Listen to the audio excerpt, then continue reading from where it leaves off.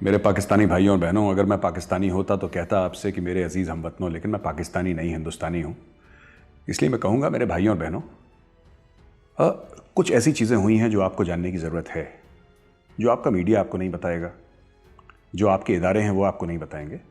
लेकिन जो अरब हैं, जो अरबों ने आपको सपोर्ट करा है, जो अरबों ने आपको अरबों दर अरबों डॉलर की एड दी है, जिन अरबों के पैसों से आपके मसाजिद बने हैं, जिन लोगों की वजह से आपका इंफ्रास्ट्रक्चर बना है, जिनकी वजह से आप लोग खा पी सकते हैं, आपके लाडले हैंडसम इमरान खान ने उन सबको आइसोलेट कर दिया बदतमीजियां करके, जिसको अंग्रेजी में कहते हैं an absolute absence of foreign policy.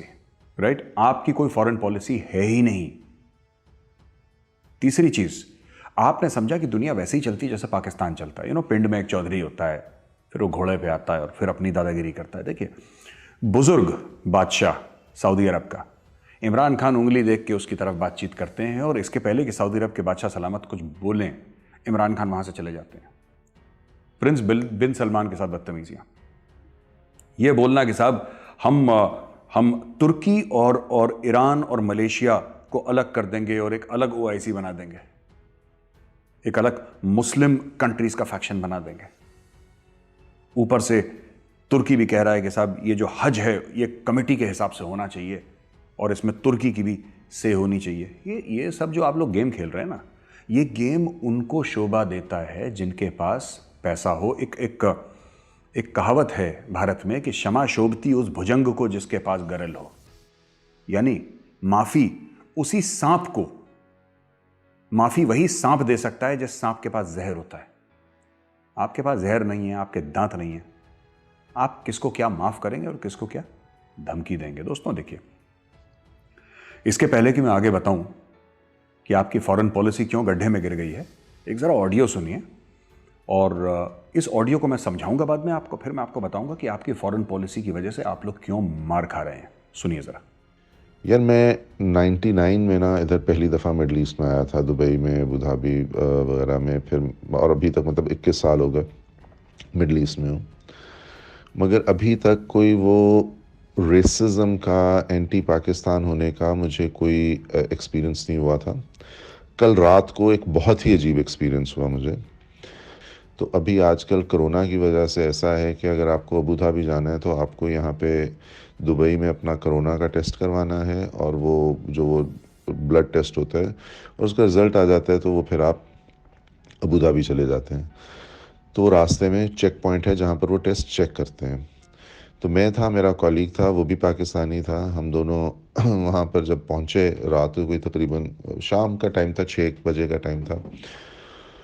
तो उन्होंने हमारे वो एमिरेट्स आईडीज़ देखी और उन्होंने हमें कहा कि आप ना ये साइड पे, मतलब वो रेगिस्तान जो सहरा था ऑफ द रोड, वहाँ पर जा खड़े हो जाए, वहाँ पे पुलिस आपका ये आईडी इंस्पेक्ट करेगी। तो खैर कुछ गाड़ियों को वो छोड़े थे, कुछ हमें उन्होंने कहा साइड पे चले जाएं, तो हम साइड पे चले गए। तो वहाँ पे ऑलरेडी कोई 50-60 गाड़ियाँ जो थी वो खड़ी हुई थी अंधेरे में, और वो पुलिस वाले जो थे वो कुर्सियों पे बैठे हुए थे, वो कोई मतलब सिगरेट पी रहे थे, मतलब वो चिल कर रहे थे।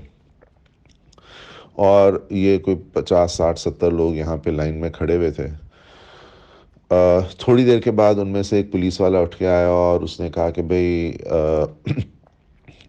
इंडियन, नेपाली, बांग्लादेशी, श्रीलंकन, मतलब, और इंडियन, नेपाली, बांग्लादेशी, श्रीलंकन और बलोची जितने भी हैं वो साइड पे आ जाएं, जो पाकिस्तानी हैं वो खड़े रहें। अच्छा, कुछ उसमें ऐसा था कि अच्छा, और वो जो बाहर आए उनको उसने कहा कि तुम लोग जाओ, तुम्हें यहाँ पे खड़े होने की ज़रूरत नहीं है।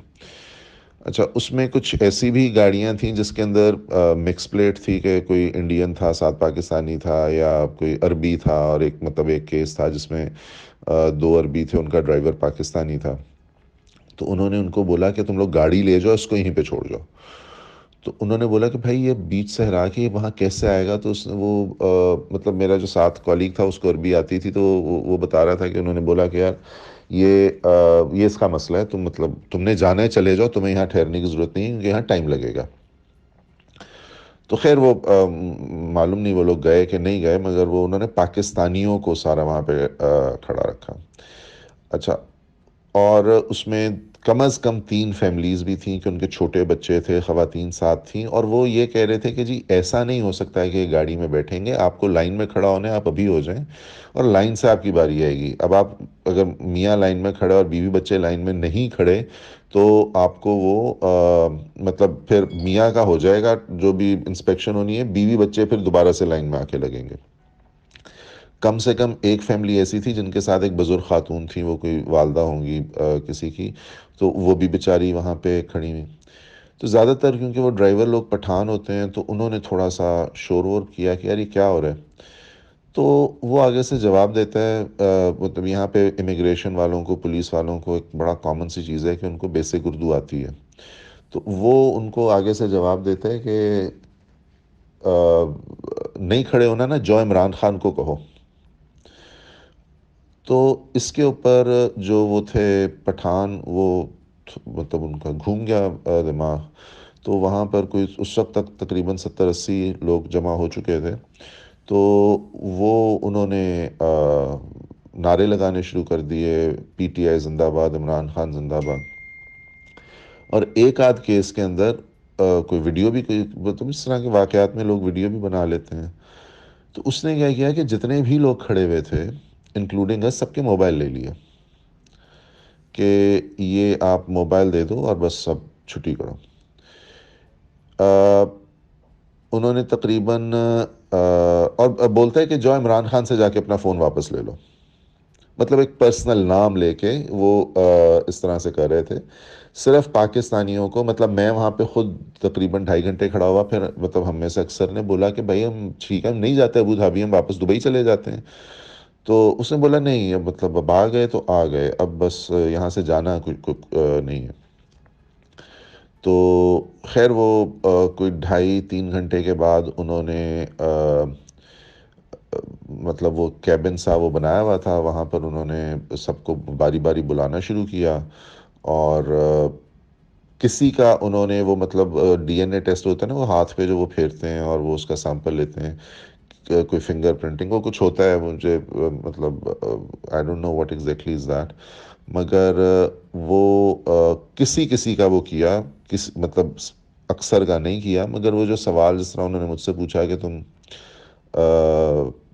पाकिस्तानी हो, मैंने कहा "हाँ, पाकिस्तानी है"। कि अच्छा कब से हो यूएई में, वापस कब जा रहे हो? तो मैंने बोला मैं सऊदी अरेबिया में रहता हूँ, मैं चला जाऊँगा हफ्ते में। तो मुझे आगे से बोलता है जल्दी जाओ।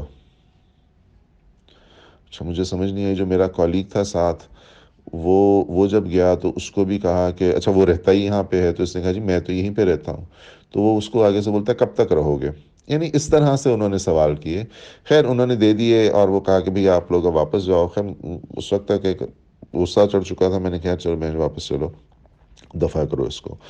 मगर ये एक ऐसा एक्सपीरियंस था जो कि यानी स्पेसिफिकली उन्होंने कहा कि जी जो पाकिस्तानी है, और अलग से कह रहे हैं कि जो बलोची है वो भी जाए। अब यानी एक ये अजीब सी बात थी कि पाकिस्तानी सिर्फ यहाँ पे खड़ा रहेगा, और जो दूसरे अरबी थे या अफ़गानी, एक बंदा था ट्रक ड्राइवर अफ़गानी, उसको कहा तुम भी जाओ। तो एक बहुत ही अजीब सा एक्सपीरियंस था ये जो कि मेरे साथ हुआ। दोस्तों, आपने सुना किस तरीके से एक पाकिस्तानी आदमी अपने ख़ानदान के साथ जा रहा था। पहले उसको जलील करा, सबको, नेपालियों को, भूटानियों को, श्रीलंकन्स को, इंडियंस को, बलोचियों को तक, जो बलोच थे उनको तक बोला कि ठीक है तुम बलोच हो, तुम अलग आओ, पाकिस्तानियों लाइन में लग जाओ जरा। ये दो चीज़ें दिखाता है। पहली चीज़ कि पूरे जितने भी अरबी हैं अब आपसे नफरत करना उन्होंने शुरू कर दिया, क्योंकि आपने उनके साथ बदतमीजियां करी। आपको तमीज़ तो है नहीं। थोड़ा सा कहते हैं ना कि एक जानवर होता है, मैं नाम नहीं लूंगा, उस जानवर को घी हजम नहीं होता। तो आपके जो कायदीन हैं, आपके जो लीडर्स हैं, उनके साथ भी उनको घी हजम नहीं होता। That is the big problem with them. उनको घी हजम नहीं होता, उनको घी हजम नहीं हुआ। तुर्की ने थोड़ा सा एक टीवी सीरियल क्या दिखा दी, औकात से ऊपर उड़ने लगे। ईरान ने हाथ क्या मिला लिया, आपने बोला कि अब हम दुनिया पर बादशाहत हमारी होगी। तो ये सब जो चीजें, दूसरी चीज उन्होंने क्या करा कि बलोचिस्तान को, जो बलोच अलग करे उन्होंने उस लाइन में जो कतार में थे, जो बलोचों को अलग करा उन्होंने क्या बताया इससे? उन्होंने ये बताया कि साहब बलोचिस्तान को हम पाकिस्तान का हिस्सा ही नहीं समझते। अब आप देखिएगा इसके क्या रिपरकशंस होंगे, क्योंकि आप लोग सोचते हैं कि जो इस्लामिक वर्ल्ड की क़यादत आप लोग कैसे करेंगे। साहब एक बात छोड़िए मेरी, एक दूसरी बात समझिए, आप लोग क़यादत कैसे करेंगे इस्लामिक वर्ल्ड की? पैसे आपके पास है नहीं, कैरेक्टर आपके पास है नहीं, डिप्लोमेसी आपके पास है नहीं, फॉरेन अफेयर्स आपका फटा पुराना है। कैसे? क्योंकि आपके पास न्यूक्लियर वेपन्स हैं, आपके पास एटम बम है, इसलिए लोग आपको माने। ऐसे होती है दुनिया की क़यादत। एटम बम से कुछ नहीं होता। ये जो कहते हैं ना कि सहराओं में घोड़े दौड़ा दिए तलवार लेके, ये सब ड्रामे 7th 8th सेंचुरी में होते थे, आज से 1400 साल पुराने। अब ये नहीं चलते ये सब। अब कोई भी मुल्क है अपनी मैशत से माना जाता है, आपकी इकोनॉमी से माना जाता है। सऊदी अरेबिया के पास तेल का पूरा एक सागर है। सऊदी अरेबिया के नीचे जमीन कम है, तेल ज्यादा है। सऊदी अरेबिया को इसलिए लोग पूछते हैं। पर आप लोग पता नहीं किस बेसिस पे आप लोग, मुझे अभी तक ये समझ में नहीं आया। ये क्या इकबाल के शेर सुनाते हैं कि मिट्टी बड़ी जरखेज है? ये कौन आपको झूठ बोलता है? ये कौन आपको झूठ बोलता है कि मिट्टी बड़ी जरखेज है? और ये सब आप लोग की क़यादत बिल्कुल, मैं बता रहा हूं, इतनी गैर जिम्मेदाराना है पाकिस्तान की क़यादत। इमरान खान उन्हीं से जहाज लेते हैं सऊदी अरब से, और सऊदी अरेबिया बीच में से जहाज निकाल लेता है। कह रहा बदतमीज आदमी, निकालो उसको। जाएगा टैक्सी लेके, उबर लेकर जाएगा। ये इसकी औकात नहीं हमारा जहाज पे चढ़ने की। आपके प्राइम मिनिस्टर को अमेरिका में उसकी पैंट उतारी जाती है, उसकी बेल्ट उतारी जाती है। जो अब्बासी था आपका प्राइम मिनिस्टर, उसकी बेल्ट पैंट उतार दी गई थी एयरपोर्ट पे। ये आपके मुल्क का हाल है। मैं आपको कोई ऐसे खराब बात नहीं करना चाहता, मैं आपको सिर्फ ये कहना चाहता हूं कि आपका मुल्क एक गलत डायरेक्शन में जा रहा है, और आप लोगों को अफीम खिला रखी है दिमाग में कि आप बहुत बड़े कोई चौधरी हैं। नहीं हैं, आपके पास पैसे नहीं हैं, और अंत में सच्चाई यही है, आपके जेब में पैसे होने चाहिए, तब दुनिया आपकी इज्जत करेगी। और एक और चीज, पैसे के साथ साथ आपके कर्म भी अच्छे होने चाहिए, जो आप काम कर रहे हैं। कई मुल्क हैं जिनके पास इतने पैसे नहीं है लेकिन उनकी इज्जत है। आपको पता है, हमारे साथ ही एक मुल्क है नेपाल। नेपाल की इज्जत है। नेपाल के पास पैसे नहीं है, नेपाल बहुत एक गरीब मुल्क है, लेकिन नेपाल की इज्जत है। नेपाली अपनी इज्जत बेचते नहीं फिरते, कटोरा लेके भीख नहीं मांगते रहते सबसे। और आप लोग ऐसे हैं कि you bite the hand that feeds you. जो हाथ आपको खाना खिलाता है उसी हाथ पे पंजा मारते हैं, उसी हाथ पे दांत मारते हैं आप लोग। यही आपने करा अरबों के साथ, यही हुआ। आपने देखा क्या बोल रहा था वो ऑडियो क्लिप में। एक और बात आपको बताता हूं अभी। जो आपके एलाइज थे, जो आपके दोस्त थे, उनको तो आपने अलग कर दिया। आपका मेन जो यूएसपी था, यूनिक सेलिंग पॉइंट था जो पाकिस्तान का, क्या था? कि हम मुस्लिम हैं। जबकि ये किसी का मैं हिंदू हूं, ये कोई यूनिक सेलिंग पॉइंट नहीं है भाई। दुनिया ऐसे नहीं चलती हिंदू मुसलमान से। लेकिन आपने बोला कि दुनिया तो ऐसी चलती है, उम्मा, राइट? उम्मा होगा, उम्मा ने कर दिया खेल आपका। अब मेरी बात सुनो, अरब वर्ल्ड आपसे बात करने को तैयार नहीं है, सब नाखुश हैं, ठीक है? चीन ने आपकी सीपैक की फंडिंग कर दी है बंद। सीपैक आज की तारीख में सीपैक बंद है। हो सकता है कल शुरू हो ना हो, लेकिन आज की तारीख में सीपैक बंद है। आप अपने जर्नलों से पूछिए, काम चल रहा है सीपैक पे, राइट? सीपैक में पैसा चाइना ने डालना बंद कर दिया, तो चाइना नाखुश। अब आपसे खुश कौन है? तुर्की। तुर्की ने आपको क्या दिया? एक टीवी सीरियल अर्तुगरुल गाजी, इसके अलावा कुछ नहीं दिया। उसी में आप लोग खुश हो गए। आपका फॉरेन मिनिस्टर उन अरबों को धमकी दे रहा है जिन अरबों के टुकड़ों पे आपका पूरा मुल्क पला है। साहब, आपका पूरा मुल्क पला है उन अरबों के टुकड़ों पे। उनके कुओं से तेल निकला था, पाकिस्तान चला। और थोड़ा सा अगर और नॉर्थ अफ्रीका की ओर चले जाइए, आपके जो लाहौर में गद्दाफी स्टेडियम है वो किसके नाम पे है? उसका पैसा किसने दिया था? इमरान खान अलग बनाएंगे। इमरान खान एक OIC को, ऑर्गेनाइजेशन ऑफ इस्लामिक कोऑपरेशन को तोड़ेंगे। एक 3-4 मुसलमान मुल्कों का अलग से एक ब्लॉक बनाएंगे जो कि कश्मीर की आवाज।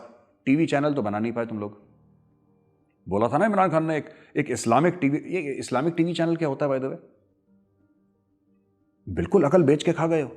इस्लामिक टीवी चैनल भी क्या? वो इस्लामिक टीवी चैनल क्या वो नमाज पढ़ेगा, वो सजदे करेगा, रोजे रखेगा वो चैनल? इस्लामी टीवी चैनल बनाएंगे। एक टीवी चैनल मिलके पाकिस्तान, तुर्की, मलेशिया, ईरान मिलके एक टीवी चैनल तुम लोग नहीं बना पाए। और यहां पे बोला है कि साहब दुनिया पे उस सहराओं में घोड़े दौड़ा देंगे। सब लंबी लंबी बातें। 4 फटीचर गरीब मिले, और उन्होंने बोला कि हम अरबपति बनेंगे। ऐसे होता है। तो देखिए दोस्तों, टीवी चैनल आप लोग 4 मुल्क मिलकर नहीं खोल पाए, टीवी चैनल नहीं खोल पाए, यूट्यूब चैनल खोल लेते। अगर यूट्यूब चैनल नहीं भी खोल पाए तो फिर ये बैठ के सोचते सब कि हम कश्मीर को आज़ाद कैसे करेंगे। बड़ा तुर्की साथ देगा, ईरान साथ देगा, फलाना ढिमका, मलेशिया साथ देगा। मलेशिया को तो कर दिया टाइट, महातिर मोहम्मद हो गया गायब, ठीक है, वो तो चला गया। अब मलेशिया के भी होश ठिकाने आ गया क्योंकि पाम ऑयल इंपोर्ट्स हमने बिल्कुल बंद कर दिए मलेशिया से। इंडोनेशिया से लेने लगे, मलेशिया ने घुटने टेक दिए कि साहब ये तो बूढ़ा आदमी है, दिमाग से पैदल हो चुका है, सठिया चुका है, इसको माफ़ करिए। और मुल्कों के रिश्ते ऐसे नहीं होते कि किसी ने एक बोल दिया आपने बंद कर दिया, अब कुछ शुरू करें साहब प्लीज़। तो मलेशिया तो हाथ जोड़ने लगा। और तुर्की जो है, ये जो एर्दुगुल गाजी का जो चचा है ना, ये एर्दोगान गाजी, ये एर्दोगान गाजी भी कितने दिन चलेगा मुझे नहीं पता, पर ये डिसाइड करेंगे, या तो कुर्द इसका फैसला करेंगे या फिर अंकल सैम जो है अमेरिका वो इसका फैसला करेगा, लेकिन जाएगा ये भी। मैंने एक बात देखी है आप लोगों में, पाकिस्तानियों में, एक बड़ी एक चीज़ है कि आप हर समय किसी मसीहा का इंतज़ार करते हैं कि कोई एक आदमी आएगा और हमारी किस्मत बदल देगा, और एक आदमी कभी आता नहीं है, और जो आता है वो आपको बेवकूफ़ बना के चला जाता है, जैसे इमरान खान ने बेवकूफ़ बनाया आपको, राइट। ये जो आप लोग कहते हैं ना एक आदमी आएगा, आप अपने मुल्क में इंस्टीट्यूशंस बनाएं कि वो आदमी आए ना आए, आपका मुल्क बेहतरी की ओर चलता चले। आप लोग एक आदमी आएगा, कोई एक आदमी आएगा, ऊपर से फरिश्ते उसको ड्रॉप करेंगे नीचे और पाकिस्तान की किस्मत बदल देगा। कौन आया ऐसा जिसने पाकिस्तान की किस्मत बदली, और कौन आएगा जो पाकिस्तान की किस्मत बदलेगा? अब ईरान पे आ जाइए, क्या चल रहा है आपका ईरान का? बड़े जो बाइडेन आएगा तो साहब, जो बाइडेन आएगा तो फिर देखिएगा साहब कश्मीर पे क्या क्या बोलेगा जो बाइडेन, और क्या बोलेगी कमला हैरिस, हम भी देख लेते हैं। मैंने पिछले वीडियो में भी बोला था, हम भी देख लेते हैं। कुछ नहीं करेगा वो अपनी कॉन्स्टिट्यूंसी को खुश करने के लिए। फर्ज कीजिए जो बाइडेन ने बोल दिया, तो क्या होगा? अगर जो बाइडेन ने बोल दिया आपको खुश करने के लिए, तो कश्मीर हासिल हो जाएगा आपको कश्मीर मिल जाएगा। आपको ऐसा लगता है? नहीं भाई, कश्मीर ऐसे नहीं मिलेगा। और सुनिए, भारत में, ठीक है, 12 लाख की आर्मी है, उसके अलावा नेवी है, उसके अलावा एयरफोर्स है, उसके अलावा दसियों लाख हमारी पैरामिलिट्री और सीएपीएफ की फोर्सेस हैं, हथियारबंद। उसके अलावा 130 करोड़ का मुल्क है, $3 ट्रिलियन का इसका वजन है, जो कि $5 ट्रिलियन होने वाला है, ठीक है। और ये ऐसा मुल्क है कि जहां पे जब देश की बात आती है, मुल्क की बात आती है, तो एक आवाज़ पे 130 करोड़ लोग सड़क पे आ जाते हैं। एक साथ चिल्लाए यहां से ना, तो जो बाइडेन की कुर्सी हिल जाएगी। जो बाइडेन को पता है, उसको पता है कि किसको क्या बोलना है। अभी देखिए कमला हैरिस की स्पीच, बड़े खुश हो रहे थे साहब पाकिस्तानी। इंडिया में भी कुछ थे ना जो लोग फालतू की बकवास करते, हम तो कभी सीरियस नहीं लेते कि 15 मिनट के लिए पुलिस हटाओ तो फिर देखो क्या हो जाएगा, या फिर और भी लोग हैं जो चाइना से हम मदद लेंगे 370 वापस लाने की। सब तो इंडिया में हम इनको सीरियसली नहीं लेते। और आप इंडिया के जैसे, जितना बड़ा इंडिया मुल्क है, जितना वजन है हमारा, आप हिला भी नहीं सकते। आप सारे के सारे मिल के हिला लो, आप नहीं हिला पाओगे। और एक बात और ध्यान रखना, ये जो उम्मीदें आपने लगा रखी कि जो बाइडेन ये करेगा, आपका पता है दिल क्यों टूटता है मेरे पाकिस्तानी भाइयों बहनों? आपका दिल इसलिए टूटता है क्योंकि आप हर समय कहीं और से उम्मीद लगाते हैं। चीन हमारा भाई है, हमारे लिए कर देगा। तुर्की हमारा भाई है, हमारे लिए कर देगा। अरब हमारे भाई हैं, ये कर देंगे। मलेशिया हमारा भाई है। हमने कभी किसी को भाई भाई नहीं बोला। आपने अपनी कैपेबिलिटीज, जो आपकी अपनी वक़्त है, अपनी औकात है, आपने अपनी मेहनत से, खून और पसीने से उसको डेवलप नहीं करा कभी। इसीलिए हर समय कभी चीन लेके कटोरा जाते हैं। क्यों जाते हैं? भूखा सोना सीखो, भीख मत मांगो किसी से। अगर भूख लगती है ना, तो पेट में एक कपड़ा बांधो और सो जाओ, गैरत से जियो। ये हर समय की हमारी मदद चाइना करेगा। अब चाइना ने सीपैक रोक दिया और तुम्हारे पास इतने पैसे नहीं कि तुम सीपैक खुद कंप्लीट कर लो। यानी कि चाइना के रहमो करम पे, कभी अरबों के रहमो करम पे, कभी तुर्की के रहमो करम पे। भारत ऐसा नहीं है, इसलिए भारत नहीं हिलता। लोग कहते हैं ट्रंप ने भी बोला था कि मैं कश्मीर के ऊपर बातचीत करना चाहता हूं। हमने क्या बोला ट्रंप को? तुम्हें जो करना है तुम करो यार, तुम्हें जैसा करना है करो, हमें क्या लेने देना है। You can't move India. आप ये जो सहराओं में घोड़े दौड़ाते हैं ना, नोबडी इज इंप्रेस्ड, ये किसी को कोई फर्क नहीं पड़ता। आपको जो करना है कर लीजिए। तो ये जो वापस मैं ऑडियो पे जाता हूं, ऑडियो पे आपने देखा कि ये किस तरीके से जो सऊदी अरब की जो पुलिस थी या अथॉरिटीज थी, वहां पे किस तरीके से बात करी, झलक थी। उन लोगों ने भी ये मानने से इनकार कर दिया कि जो बलोच हैं या बलूचिस्तान है वो पाकिस्तान का हिस्सा है, वो अलग मानते हैं। और आप देखिएगा, अगर नीचे तक बात ये पहुंची है, नीचे तक बात ये पहुंची है। ये आपको एक झलक दिखाती है, एक ट्रेलर दिखाती है कि सऊदी अरब की लीडरशिप है वो क्या सोचती है। और सऊदी अरब एक्चुअल लीडर है मुस्लिम वर्ल्ड का। तुम्हारे नकली तुर्की फुर्की एर्दोगान गाजी और अर्दुगुल गाजी ये सब नहीं है कोई भी टीवी सीरियल वाले। लीडर वो होता है जिसके पास पैसा होता है, जिसकी इज्जत होती है। मक्का उसके पास, मदीना उसके पास, पैसे उसके पास। तुम लोग कौन सी गिनती में आते हो भाई? अब देखो नीचे वाले ने क्या बोला कि बलोच अलग चले जाओ बाकी सब लोगों के साथ, पाकिस्तानी लाइन में लगो। लाइन में लगा दिया उसने। अब होगा क्या इससे, है ना? जैसे खादिम हुसैन रिजवी बोलता था ना, ऊपर अल्लाह के बारे में बोलता था कि अगर वो ऐसे कर दे तो तुम ऐसे हो जाओगे, ऐसे कर दे तो तुम वैसे हो जाओगे। अब तुम देखना सऊदी अरब ने अभी ऐसे ही करा है। $3 अरब मांग लिया ना, अब सऊदी अरब ऐसे करेगा। एर्दुगुल गाजी भी तभी तक देखोगे तुम लोग जब तक घर में बिजली आएगी, क्योंकि वो भी फर्नेस ऑयल से बनती है और सऊदी अरब से आता है। वो डेफर्ड पेमेंट में जो तेल दिया है सऊदी अरब ने, वो सऊदी अरब ने बंद कर दिया। अब मांगो तुर्की से, मांगो तुर्की से ऑयल, ईरान से मांगो। पाम ऑयल पे चलाना सीखो अपनी गाड़ियां। अगर मलेशिया दे दे पाम ऑयल तो वो भी फ्री में चाहिए तुम्हें, पैसा तो दोगे नहीं किसी को। डेफर्ड पेमेंट ये सब। तो ये फॉरेन पॉलिसी का पाकिस्तान का बहुत जबरदस्त फेलियर है। दूसरी चीज, हम तो जो कहते हैं आपको लगता है ये गलत बोल रहे हैं, प्रोपेगेंडा कर रहे हैं, काफिर है, वाजिबुल कत्ल है। वाह जितनी भी उर्दू की पोइट्री आपने हमारे लिए करी। एक बात बताइए, हमने ऐसी कौन सी बात बोली आज तक डिफेंसिव ऑफेंस में? मैंने ऐसी कौन सी बात बोली जो झूठ थी, जो सच साबित नहीं हुई? हमने बोला कि लेफ्टिनेंट जनरल आसिम सलीम बाजवा चोर है। आपने बोला अरे मेजर साहब इसका एजेंट है, उसका एजेंट है, ये है वो है, दुनिया भर की चीजें।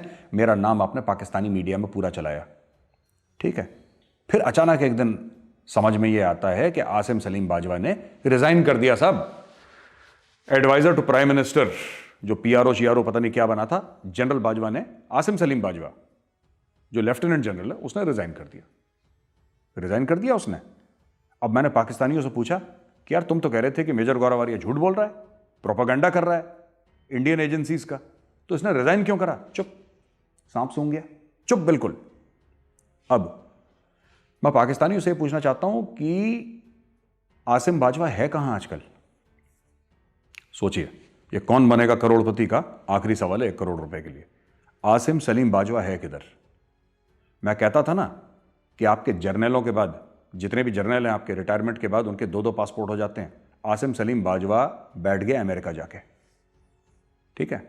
आसिम सलीम बाजवा ने पैसे उठाए, पाकिस्तान से चोरी करी, पापा जॉन्स का रेस्टोरेंट खोले उसने, और आसिम सलीम बाजवा बैठ गया अमेरिका में जाके, जिसके लिए बड़े नाराए तकबीर और फलाना और ये क्या जिहाद फी सबीलिल्लाह और कट मरेंगे पाकिस्तानी फौज के लिए।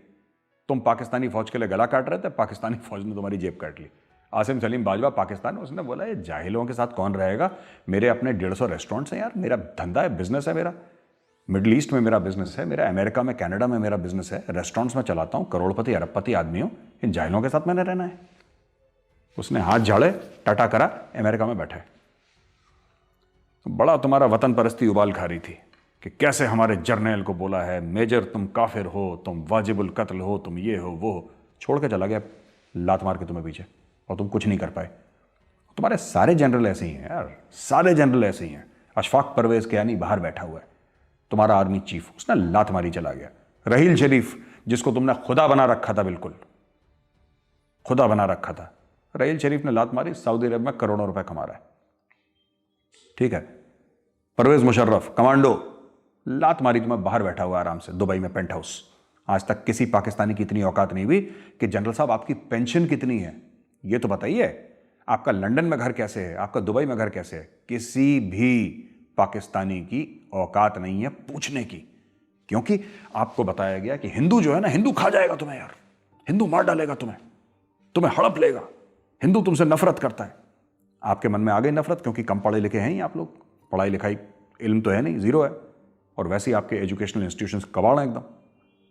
तो आपके मन में नफरत डाल दी, आपको बोल दिया कि जो इंडिया पाकिस्तान का जो क्रिकेट का मैच है वो जंग है साहब, आप उसी में खुश हो गए, आपको मैच में लगा दिया, आपको मैच में लगा दिया। जनरल्स ने बनाए 2-2 पासपोर्ट, बच्चे बाहर, प्रॉपर्टी बाहर, धंधा बाहर, घर बाहर, ऑफिस बाहर, सब कुछ बाहर, और पाकिस्तान में आते हैं सर्दियों में। बटेर वटेर का शिकार करा, चौधरी वडेरे की तरह अपने लाइफस्टाइल स्पेंड करा। जैसे ही हल्की सी गर्मी हुई, एसी चलाने का मौसम आया, बैक टू अमेरिका, उसको लेना देना नहीं है आपसे कुछ।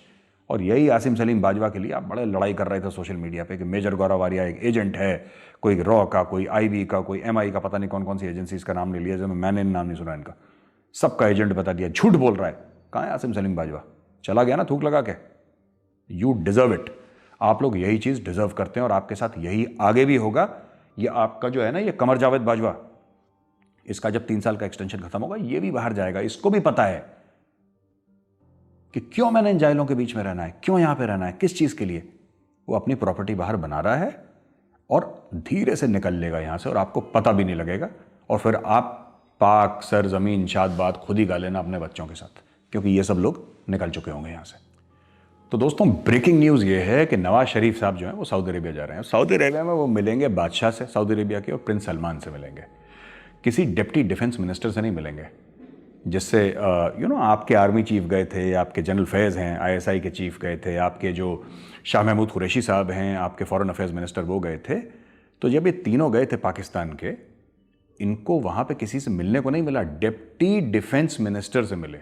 लेकिन नवाज शरीफ जो जा रहा है सऊदी अरब, वो जाएगा और मिलेगा बादशाह से और मिलेगा प्रिंस सलमान से। उस मीटिंग में प्रिंस सलमान भी हैं और फिर वहाँ से नतीजे निकलेंगे कि पाकिस्तान का क्या होगा। पाकिस्तान शुरू से इतना कमज़ोर मुल्क रहा है कि किसी पाकिस्तानी नहीं ये बात बोली थी जो बड़ी मशहूर हो गई कि पाकिस्तान 3 A's पे चलता है, अल्लाह, आर्मी एंड अमेरिका। तो हर समय आपकी किस्मत या तो सऊदी अरब से डिसाइड हुई है, अमेरिका से डिसाइड हुई है। आप लोगों में खुद इतना वक्त नहीं है, इतनी कैपेबिलिटी नहीं है कि खुद अपनी किस्मत डिसाइड करें। आपकी किस्मत कोई और हर समय डिसाइड करता है। भेड़ बकरियों की तरह आपको हाँका जाता है और आपको यह बताया जाता है कि नहीं, असल में तुम शाहीन हो। तो आप लोग सोच लेते हैं हम शाहीन हैं, शाहीन वाहीन आप कुछ नहीं है, तो भेड़। अब अगर सऊदी अरब ये सोचता है कि इमरान को जाना है तो इमरान जाएगा, ये बात तय है। जीएचक्यू रावलपिंडी रोक नहीं सकता, क्योंकि आपका रिलेशनशिप सऊदी अरब के साथ ये है कि अगर आपको रात को सैंक्शन लगे, अमेरिका ने आपके ऊपर रात को न्यूक्लियर ब्लास्ट की वजह से, किसी और वजह से आपके ऊपर सैंक्शन लगा, इकोनॉमिक सैंक्शन, अगले दिन सुबह billions of dollars Saudi Arabia आपको देकर जाता। Right? Saudi Arabia international diplomacy में माना जाता था कि सऊदी अरेबिया एक और अरब कंट्रीज आपके लिए एक ब्लैंक चेक है। पाकिस्तान के मुंह से जो निकला पैसे दिए, और वो पैसे देते हैं, वो एड देते हैं। चाइना ने आपको लोन दिया, चाइना ने आपको हर समय लोन दिया है। चाइना ने अब लोन देना बंद कर दिया क्योंकि चाइना को लगा कि ये तो अंधा कुआं है, इसमें डालते रहो, कुछ निकलना तो है नहीं इसमें से। अब सऊदी अरेबिया ने क्या करा है?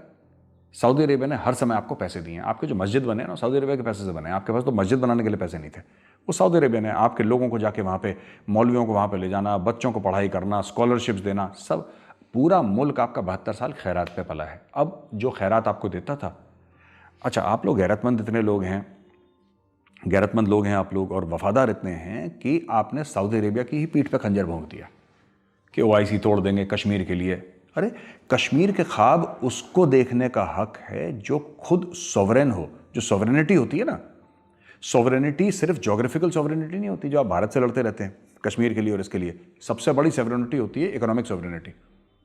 जो खुद मुख्तारी है, खुद मुख्तारी सबसे बड़ी जो होती है वो होती है सिर्फ ज्योग्राफिकल नहीं, सिर्फ इलाकाई खुद मुख्तारी नहीं, जो फाइनेंशियल्स के, जो कमर्शियल्स के, जो कि इकोनॉमिक खुद मुख्तारी होती है कि हम अपना खर्चा खुद चला सकते हैं बिना किसी से पैसे मांगे।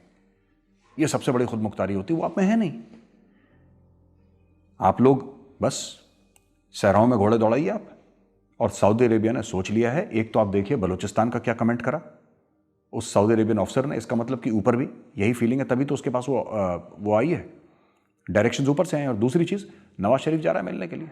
अब आप देखिए आगे आगे होता है कि हम आपको बताएंगे डिफेंसिव ऑफेंस में क्या हुआ। पाकिस्तान के अगले 6 महीने पाकिस्तान की तारीख बदलने वाली है, पाकिस्तान का इतिहास, पाकिस्तान की हिस्ट्री बदलने वाली है अगले 6 महीने के अंदर। आप देख लीजिएगा, नवंबर का महीना है, आप कितना मई जून तक का टाइम है। आप देख लीजिएगा पाकिस्तान में क्या हो रहा है। अभी तो पीडीएम के जो जलसे हो रहे हैं, सऊदी अरब जो कर रहा है, इंडिया जो कर रहा है, अमेरिका जो कर रहा है, चाइना ने जो पीछे हाथ खींचा है अपना पैसे के मामले में, आपको लगता है कि ये सब डिस्कनेक्टेड हैं? ये डिस्कनेक्टेड नहीं है, कहीं ना कहीं पीछे सबके तार जुड़े हुए हैं।